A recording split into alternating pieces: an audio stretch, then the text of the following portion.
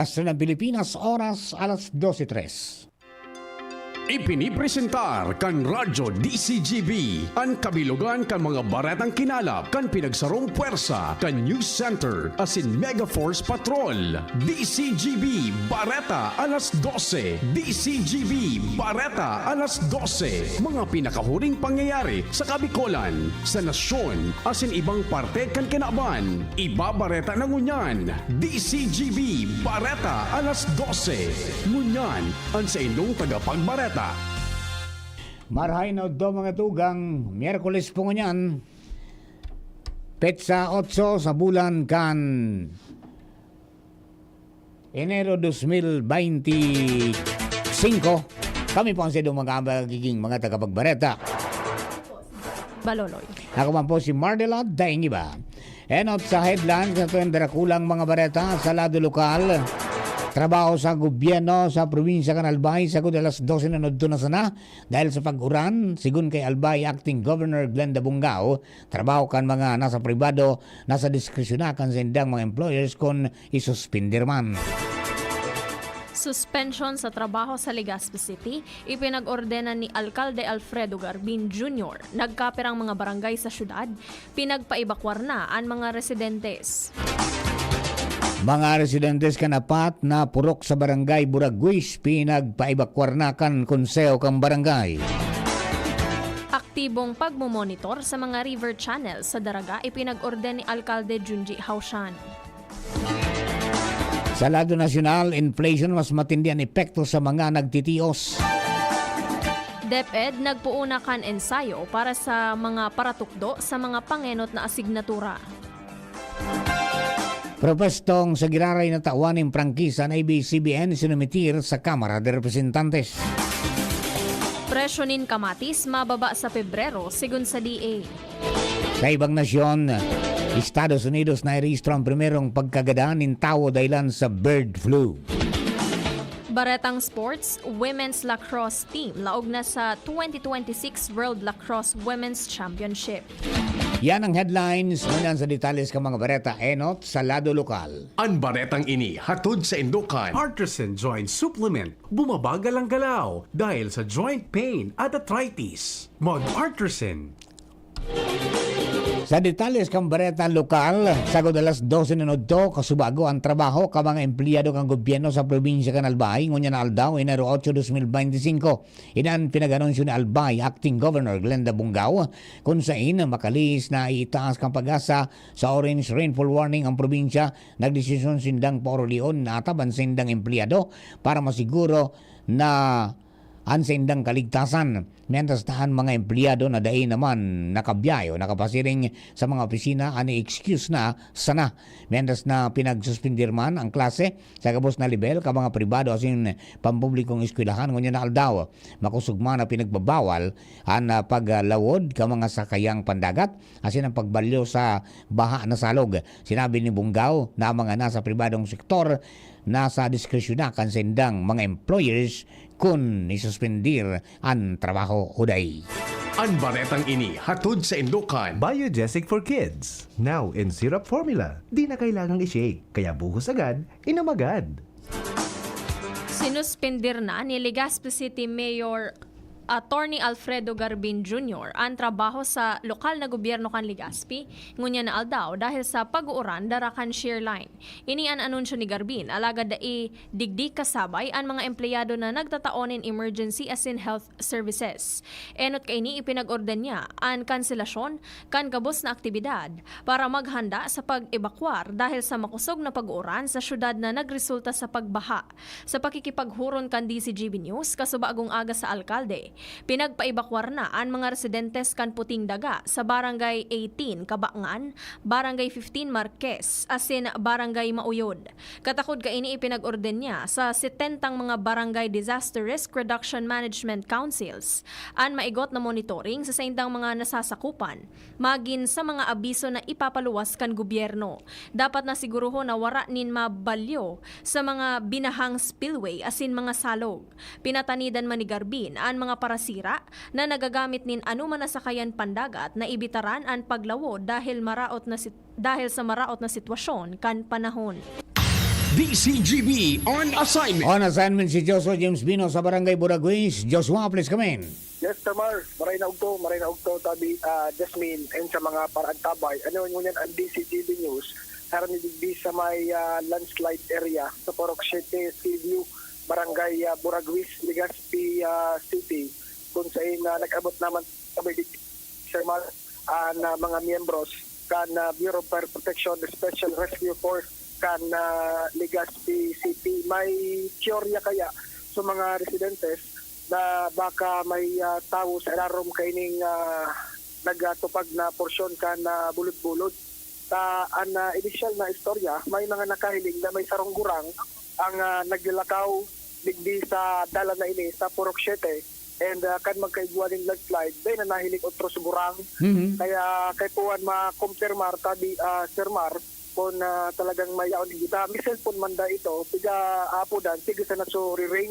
Kaya tiga tarabang kabangan ka na BFP, buda kan mga residentes na yaon. Sir, pwede kami maki-apot lang tabi, sir. Paano tabi ka mo, sir, nakabilog kitsorya na baka may tabo, yaon sigurang digdi sa nagtupag na daga? Well, kaso bago mangyari si incidenting pag-landslide, may tulong local residents na nagtaram na igwang nag-agi. And si description na tigutukoy, saro ito sa residente Midigti. And habang may po ako na isipon na posibleng natabunan, posibleng nagpaligaspi, pero currently gusto niyong isipon na missing lang muna sa.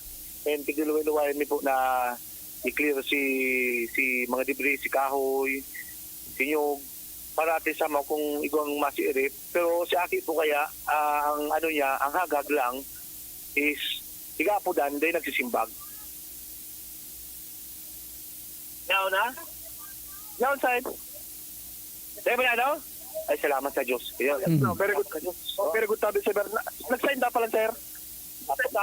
I don't know, ito po. So mga tanong, tapos so Aki po, nahanap na po. Salamat po sa Diyos. Oy, Sir Mar, very good. Good news na para mientras so kahaditan ka na mga residente sige kung nag-i-interview kita may nagasusuryaw na residente yao na at least negative ining nagbutwa na initial na impormasyon na posibleng may natabunan hanapon ko so persona so hanapon ko tabi Sir Mar so buda kung nag-sign talaga itong gurang hi sir tabi sir ban so sir nag-sign na po sir so dyan tabi Sir Mata ang istorya kaya kayo ni Baga kung babalikan ta para sa mga nagadadarangog. So Bureau of Fire Protection Legazpi Casubago naka-receive kay report may nag-upload sa sandang opisina na nag-informer na posibleng may missing person digdi sa nangyaring landslide sa Poroc City, Seaview, Barangay Buraguis. Kaya nagpasiring man tabi Sir Mar and Jasmine so BSP digi para i-verify and confirm ron tinigwa and ang naabutan ta digdi so mismong landslide area na natigatarabang kabangan haramion sa mga kahoy and ibang mga debris kan BSP buda kan mga residentes saan pagtubod baka may tao sa irarom ta may nakahiling da kaya na nag-agi digi sigurang loy-lohay munyan kan may makahiling kan magkaigwa ki landslide bigla lang sa nang nawara man so murang na po. Yan na. Yan na.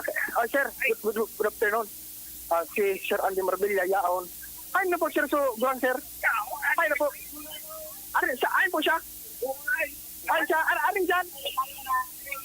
Sayang nag-rain. Yun si Manoy. Tuloy na si ka po hali Manoy. Sa Centro Legazpi. Ito kang Legazpi? Katada po ta, tigkakontak ka na nagasin pag-cellphone. Dahil ko darang sa cellphone ko, paano, baka madumog sa dahil bahad daw sa baga. Kanag-agi ka po, kanag-agi ka rin, may landslide na uray pa. Oo, ora pa. Ano pa yung normal pa, dahil pang aro ka ni. At least nakabalik ka na, ano man sabi mo tatay, nakulo sa nag-adipay mo. Salamat. Ha? Sa sentro nga, dahil wala kami pang nagbahal kang pagkaon? Oo. No. Anong masabi mo tatay tapulo sa nag-addict sa'yo mo? Ay, salamat sa kanila. Ika po, Aki? Ika po, so, Aki? Grabe sa addict mo. Alik ka sa trabaho? Opo, half day. Nag-half day na ako. Pero although baha man sa muya, nag-update na ako, kaya man ko sa hospital po kaya ako nagatrabaho. Paano mo po naraman na baka si Papa mo yaon duman sa nalandslidean? Message lang sa group chat kang subdivision, tapos ako, medyo may hadi, pero aram ko kaya ang oras ka pag naghahali, tapos pag nagabalik, Sakto duman sa nangyari landslide talaga. Daiman, parang sabi niya, kasi naghali ako 9, si Papa mga few minutes, so aram ko, day pa man nag-landslide digdi. Iyon niya, Man po, kumusta ang pagmati na negatibo sa resulta kan na pinag-tsoryang nagbuto digdi? maray po. At least mara na po kulba. Mayit na si kulba. Ako lang pundo magkaibaan sarong. Si Mama po yaon sa harong. Oh, tatay. Di mo pagwala to ng cellphone mo? Yeah. O nagmahon sa mga DFP, PNP, barangay officials na yaon digitabi Sir Marta sa tao kan kasiributan ninda ta nagbuto nga nitong pagtubod ninda na baka natabunan biglang buminutwa sigurang ali sa Legazpi nagbangal sa napalandang pagkaon taon-tuan. Okay. So, at least mo yan, good news. Pero, tepuan mahali na sana itong Ruminansay na portion. Taday maagian ining Proc City. Mhm. So, dalan mismo pasiring duman sa Sidio. Yes. Black talaga totally. Walang ginibong naghawan sa mga residente, narali sa mga atik duman sa gilid, naghinawanan para magkaigwa para mientras na dalan sa mga tao tabi Sir Mar. So yan, ma-pull out na digday so ambulansya, nag-pull out naman so vehikulo kan Legazpi City DRRMO and turtod taon ma-pull out na tabi sa BSP o mapawalat pa. Ma-pull out naman ang BP tatad pero mahipig pa sa assessment mataw lang kami mga babala pa digdi sa mga nyaon digdi na dahil na mag-agi dyan muna tapos iwasan ang unay ng lugar na ni. Pati so itong gari arong sa baba na medyo nakatorta minutes dito sa nagrasay, dapat ma-warningan ito na umali na ako na sindaduman. Continuous pa kayo noran. Tabi Sir Mar. Ang nakaulay si Senior Fire Officer for Gary Santander, ang acting Deputy Fire Marshal kan Legazpi City. So, magmahon ang pagmatik mo niyan di Sir Mar sa kan mga residentes, kan pamilya, sa tao kan kasiributan, buminutwa sigurang ali pa lang sa Legazpi. Alright? Solved na tabi, Sir Mar. Wala man ki missing person sa nangyaring landslide. Big this ay Buragways. Joshua Bina with Boy, DCGB. DCGB on assignment. Thank you very much, boy. And Joshua, magatugang thanks God. Ligtas po si tatay. Duman sa pigbana-bana na baka natambunan. Pero dahil man po palanta nagpasaod, nagpasentro, nagbakal po ng pagkaon. Dito nakabalik na po tabi. Yan, tanto sa pagpapadagos ka mga bareta sa lado lokal, pipa ibakwar na kan konseho kang barangay Buragwis, Legazpi City ang mga residentes tinda na naka-star sa Purok 1, Gapo, Purok 3, asin Purok 9 dahil sa peligro kang pagbaha asin posibilidad na magkaigwanin rasay nindaga dahil sa sitwasyon kang panahon na namamatayan sa syudad. Sigun ini kay Kapitana Maria Cristina Pamurada Ahero kung sain kasabagong aga kan pinag-ordin niya ang pagundukta nin mandatory evacuation para masiguro man ang sa indang kaligtasan dahil sa padagos na paguran. Sinabi na Ahero na ang mga pig-evacuar na pamilya para mientras na nasa Buragwis Evacuation Center asin pigpagiramduman kay ni sa gabos ang importanteng marhay ang pagdara ng bado, tamong, pagkaon asin tubig, mga personal na gamit, mga importanteng dokumentos, arugan ID, birth certificate asin iba pa. Katakod kay ni agad ni Kapitana Ahero ang kooperasyon kan sa iyang mga residentes para maibitaran ang anuman na peligro para man sa dugang na impormasyon o tabang bukas ng sendang barangay hall o magpaabot ng mensahe sa sendang respetibong group chat. Sinugo na ni Alkalde Junji Haushan kan Daraga Albay ang mga barangay na iaktibar ang sa indang Barangay Disaster Risk Reduction Management Council para sa aktibong pagmumonitor sa palibot lalo na sa mga low-lying areas, harani sa river channels, partikular na sa Miisi, Gali, asin iba pang landslide-prone areas. Enot naman na pinagsuspindir ni Haushan ang klase sa gabos na level kan pribado asin pampublikong eskwelahan sa munisipyo. Inabisuhan kan alkalde ang publiko na maging alerto, maglikay asin padagos na mag-antabay sa mga update sa kondisyon kan panahon. Mientras tanto, sa ang gadaan, asin tulong mga establishmento de negosyo sa Rizal Street, Barangay 17, Ilawod, Legazpi City, ang naapektaran ka nangyaring sulo kasubagong maaga, Enero 8, 2025, sigong kay BFP, Legazpi Deputy City Fire Marshal, asin spokesperson, Senior Fire Officer 4, Gary Santander, alas 4:43 kan pig-report sa inda, ang nasabing insidente. Alas 5:53, din pag-aaga kan nadeklarar na fire under control, asin alas 5:52 din pag-aagan ideklarar na fire out kan mga nagresponding bombero. Sinabi ni Santander na tinumpos ting kalayo ang sarong laundry shop, sarong tindahan in milkshake, asin gas, mentang pigyalat na ninda ang formal na report kan Soko na isusumitir sa inda kung sain nakuan bangkay kan sarong day panamidbidan na lalaki. Sa kanyang padagos pa man ang investigasyon kang BFP sa insidente kung sain pigaharam pa ang naging kausa kaini asin aniwas kan danyos kan sulo.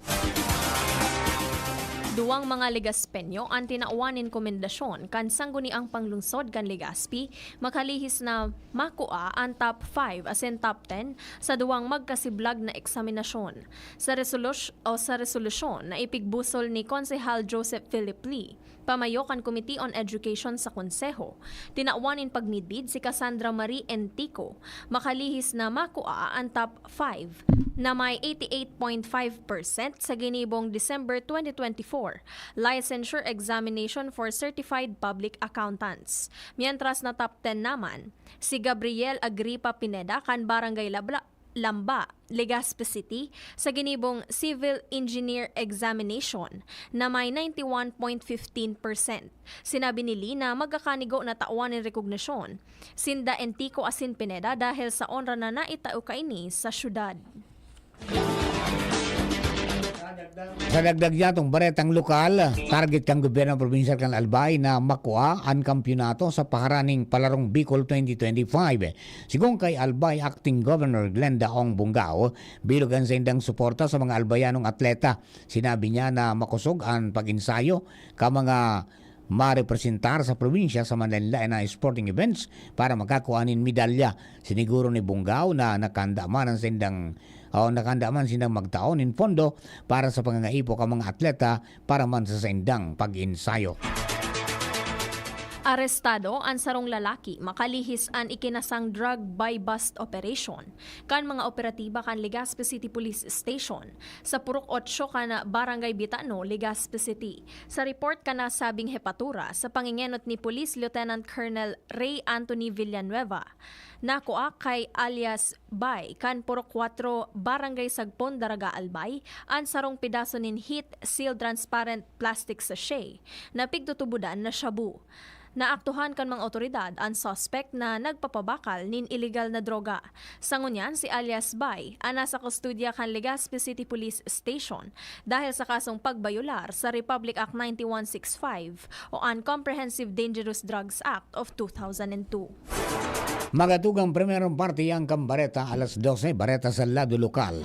Ang Bareta niya to sa lado nasyonal, ibang nasyon, sports asin iba pa, makalis lamang po kini.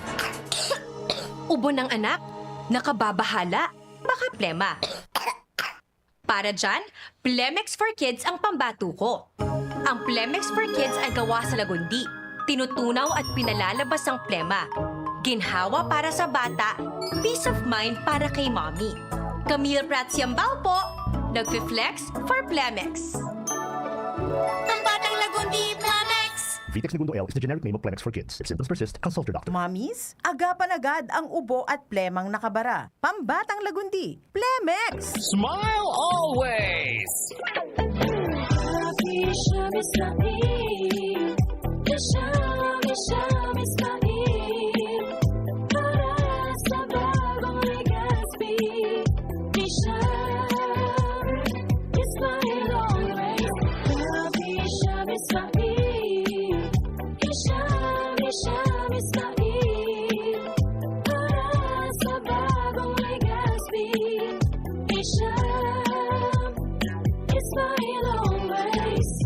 Coronavirus ba ang hadlang sa pag-aaral ninyo?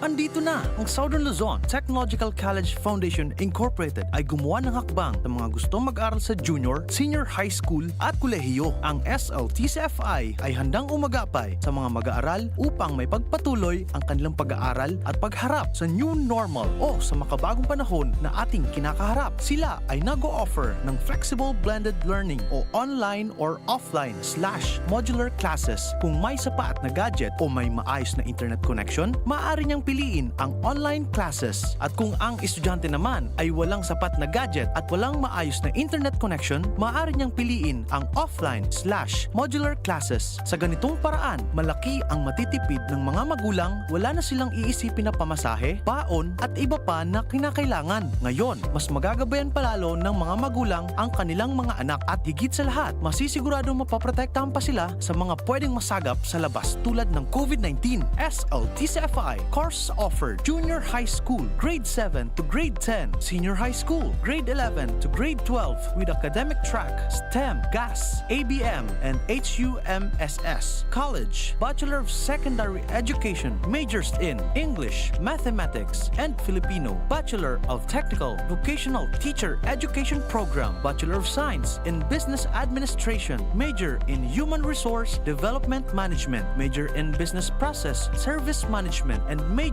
in Financial Management, Bachelor of Tourism Management, Bachelor of Science in Computer Science, Bachelor of Science in Information System, Associate in Computer Technology. What are you waiting for? Enroll now in our online registration. Visit www.sltcfi.com/enrol. And for more information, please contact us at 0977-147-3488.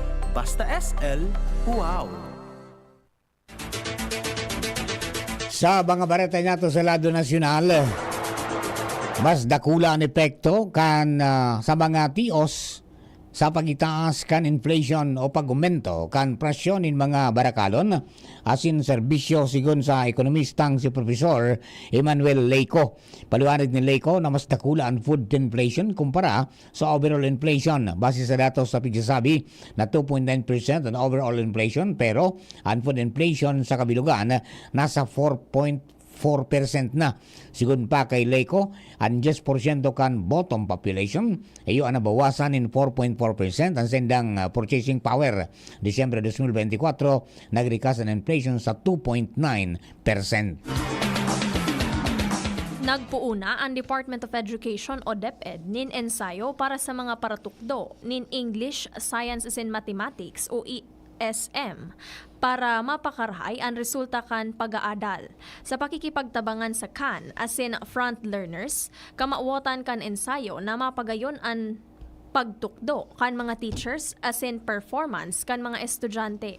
Sigon kay Education Secretary Sunny Angara, pigtatauanin modernong pasilidad asin estratehiya ang mga paratukdo para magtaonin world-class na pagtukdo asin ihanda ang mga estudyante na hampangon ang mga hagyat kan modernong aspeto.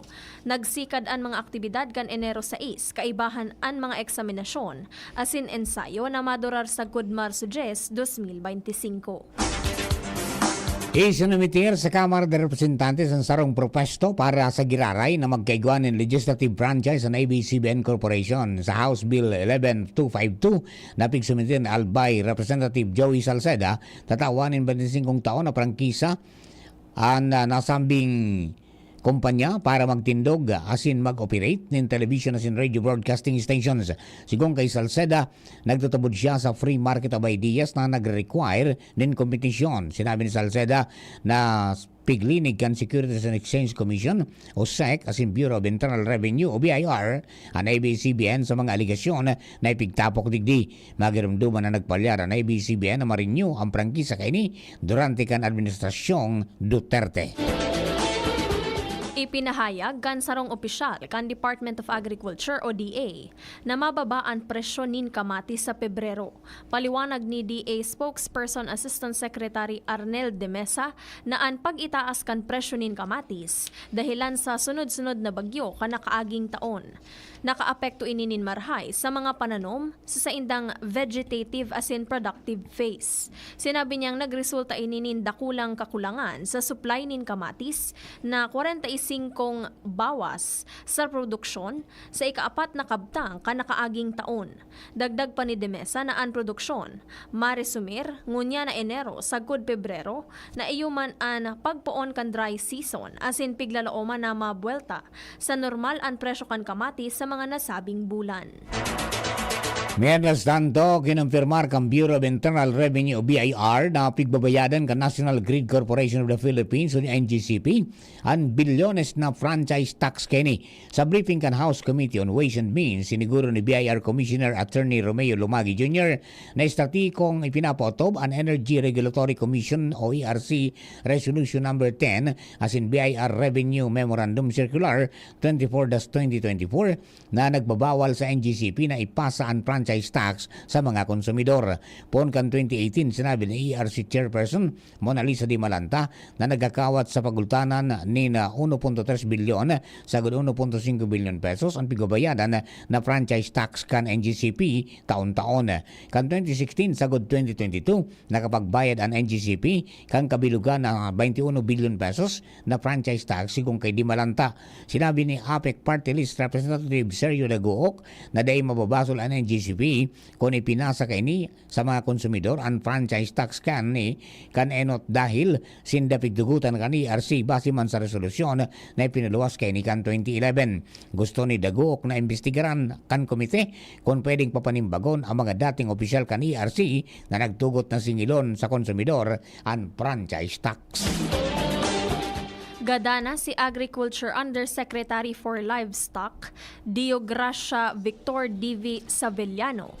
Ang pagkagada ni Savellano ay pinahayag ka National Tobacco Administration o NTA kasuhapon. Siya ang oversight official kan NTA, asin parte kan governing board kaini. An sa iyang dedikasyon, liderato asin dai matatawadan na kontribusyon sa ahensya, asin sa pagpaangat kan buhay kan mga paratanom nin tabako na dai pwedeng lingawan sigon sa NTA. Si Savellano dati man na nagserbi bilang Deputy House Speaker asin representante kan 1st District kan Ilocos Sur.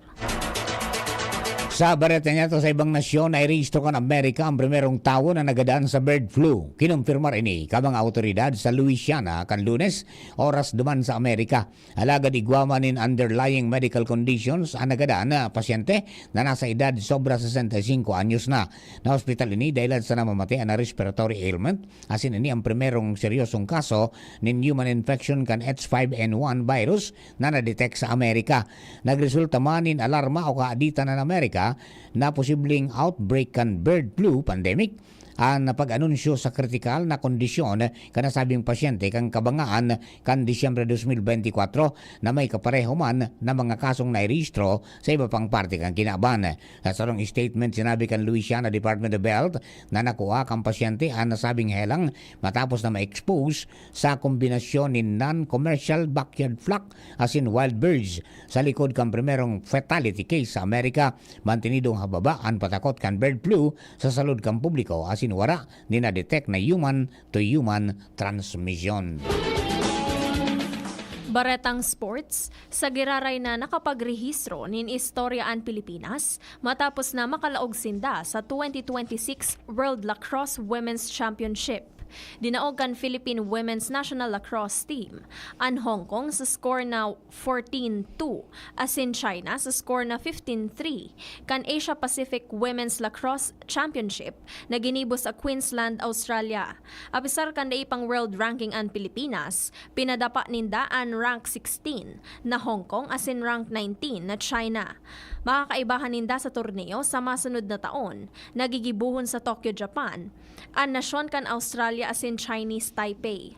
Maski dai pa tapos ang qualifiers, makakalaban ninda sa non-bearing game ang Australia ngunya na Miyerkules.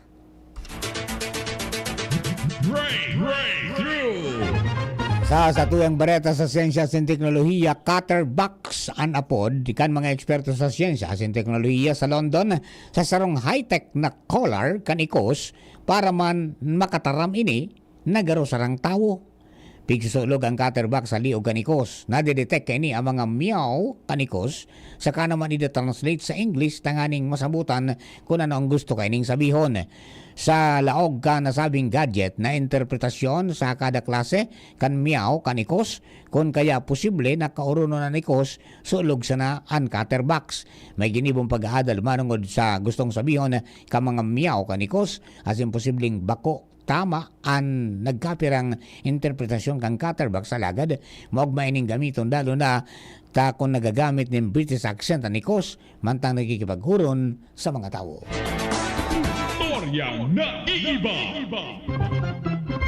Nakaresibi nin Guinness World Record ang duwang lalaki sa India matapos na nalibot ninda ang 7 kontinente sa kinaban sa laog nin 4 na aldaw. Sinda Sujoy Kumar Mitra asin Ali Irani ang may world record title na fastest time to travel to all 7 continents. Pinunan kanduaan sa indang ekspedisyon sa King George Island sa Antarctica kan Disyembre 4 asin natapos kan Disyembre 7 sa Melbourne, Australia. Nakumpleto ninda ang pagbiyahe sa Antarctica, Africa, Asia, Europe, North America, South America asin Australia sa laog sa nanintulong aldaw sarong oras 5 minuto asin 4 segundos.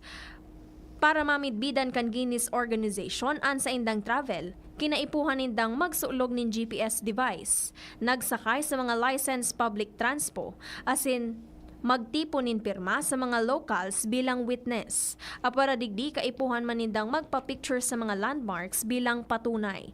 Dahil sa mahilig mag-travel na ugma sinda Mitra asin Irani na makaresibin nin Guinness World Record title sa paagi kan sa indang hobby.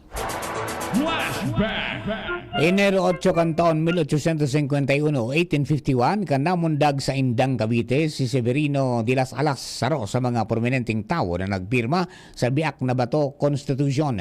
Ang nasabing konstitusyon ang minasiparar sa Pilipinas sa monarkiya asin diktadorya na pananakop kan mga Espanyol o Kastila. Si de las Alas ang pigdesignar ni General Emilio Aguinaldo bilang direktor kan Malolos Republic kan mangyari ang Philippine Revolution.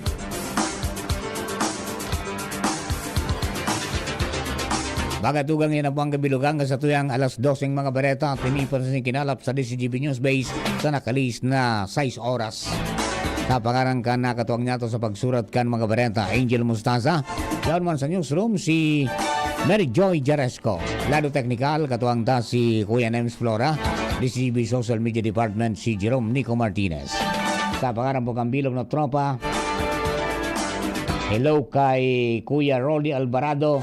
Good noon ngaya Sir Mar and Jasmine watching from Pasay City. Uy, nakabalik na sa Pasay City. Si Sir Rolly, ano? After na naguli digdikan New Year sa Dap-Dap, Ligaspi. Yan, thank you very much Sir Rolly sa panagot sa pagantabay. Siring man sa mga nag-antabay po sa DCGB News Online Facebook page, DCGB YouTube channel at sa mga nakaantabay sa 729 kHz sa pitan ka mga radyo. Kami po ang sa mga naging tagapagbareta. Ako po si Jasmine Baloloy. Ako man po si Marnila Deng Iba. Thank you for keeping us company. God bless the Philippines. Sa indong nadangog ang mga darakulang bareta ngunyan aldaw ang tabayan ng